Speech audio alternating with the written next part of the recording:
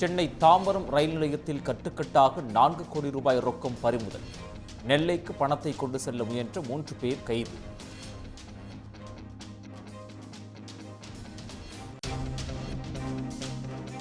பணம் கொண்டு வந்த பாஜக உறுப்பினரான தனியார் விடுதி மேலாளர் சதீஷிடம் போலீஸ் விசாரணை. நயினார் நாகேந்திரனுக்கு பணத்தை எடுத்து செல்ல முயன்றதாக வாக்குமூலம்.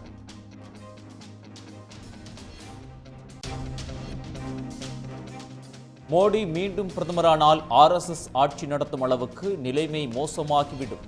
தமிழ்நாடு மீது பண்பாட்டு தாக்குதல் நடக்கும் என்று முதலமைச்சர் மு.க. ஸ்டாலின் எச்சரிக்கை.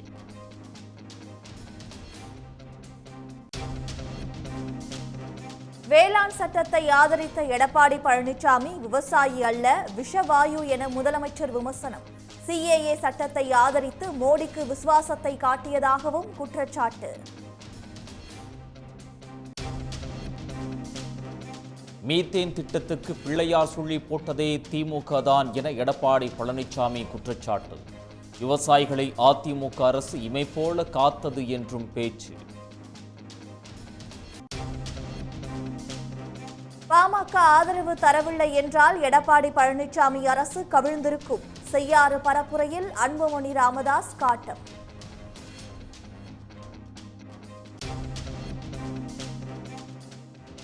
ஜனநாயகத்தை காக்க திமுக கூட்டணியை மக்கள் ஆதரிக்க வேண்டும் என கமல்ஹாசன் வேண்டுகோள். திமுக அரசின் திட்டங்களை நாடு முழுவதும் செயல்படுத்தினால் உலகமே இந்தியாவை திரும்பி பார்க்கும் என்றும் பெருமிதம்.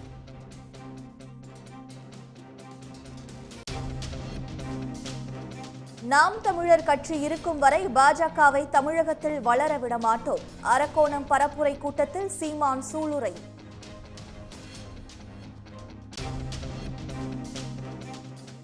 நாம் தமிழர் கட்சியின் தியாகராயர் சட்டமன்ற தொகுதி தலைவர், பொருளாளர் உள்ளிட்ட நிர்வாகிகள் கூண்டோடு விலகல். உட்கட்சி ஜனநாயகம் பெயரளவில் கூட இல்லை என குற்றச்சாட்டு.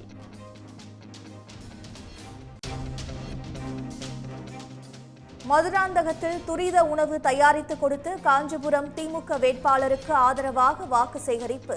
ஆரணி அதிமுக வேட்பாளர் கஜேந்திரன் சிற்பம் செதுக்கி பொதுமக்களிடம் ஆதரவு திரட்டினார்.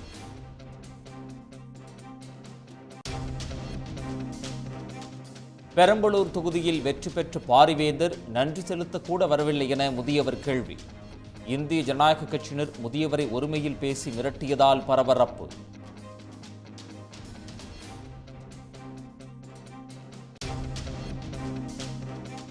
கொடைக்கானலில் கோடை சீசனை வரவேற்கும் போகன் வில்லா மலர்கள். செல்ஃபி எடுத்து சுற்றுலா பயணிகள் உற்சாகம்.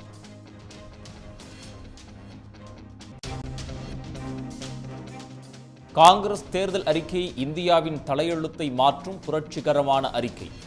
பிரதமர் மோடியின் விமர்சனத்திற்கு ராகுல் காந்தி பதிலடி.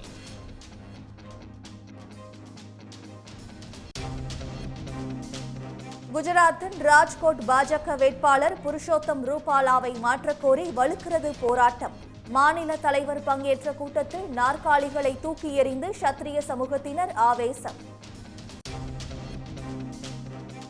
ராஜ்கோட் பாஜக வேட்பாளருக்கு எதிராக ஆயிரக்கணக்கானோர் திரண்டு பிரம்மாண்ட பேரணி.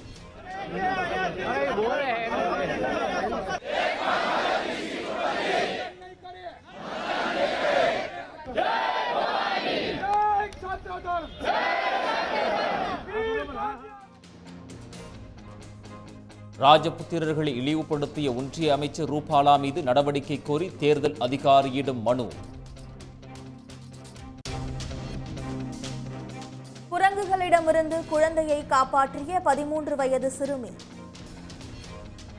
एलेक्सा कुत्ते की आवाज निकालो।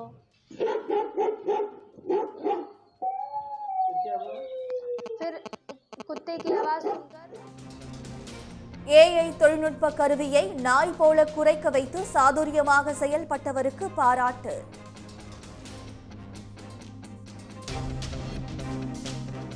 பெங்களூருவை 6 விக்கெட் வித்தியாசத்தில் வீழ்த்தியது ராஜஸ்தான் ராயல்ஸ் அணி. ராஜஸ்தான் வீரர் ஜாஸ் பட்லர் சதமடித்து அசத்தல்.